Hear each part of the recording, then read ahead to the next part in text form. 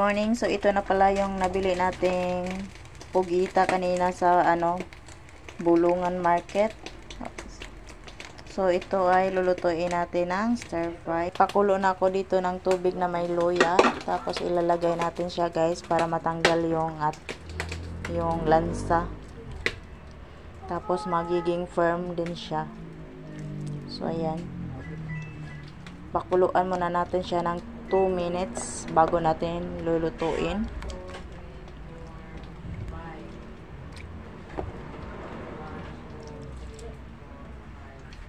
So ang dami pala niya guys, ang dami palang yung bugeta. For only 160 lang po to siya guys. 160 lang nabili namin. 100 per kilo nito guys. Tapos bali to, 1 kilo mahigit. So tayo natin magiging firm ang ating sauce. Naglagay ako dito ng 1 kutsarang soy sauce, 1 kutsarang vinegar, 1 kutsarang oyster sauce, 1 kutsarang honey, tapos salt and pepper, tapos kunting water. So, ang ating garlic, ginger, bell pepper, at saka onion. Mantika, ayan, ilagay natin ang garlic, ating ginger,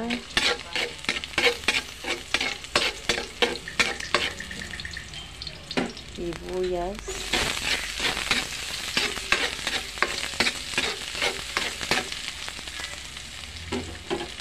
atin ang ating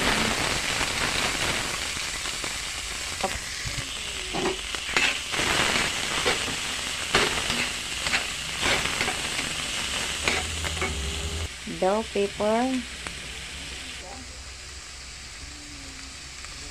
Ilalagay na natin ang ating sauce. Ayan. Mix nyo lang siya guys.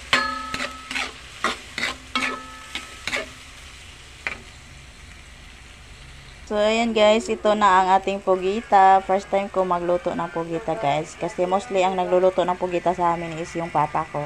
So ayan. Ayan guys, luto na ang ating pugita. Ito na ang ating pugita guys. Sprinkle lang natin siya ng onion rings. So ito guys, ito na ang ating lutong pugita. So yummy, so good. Siguradong mapaparami ng kain yung kapatid ko dito.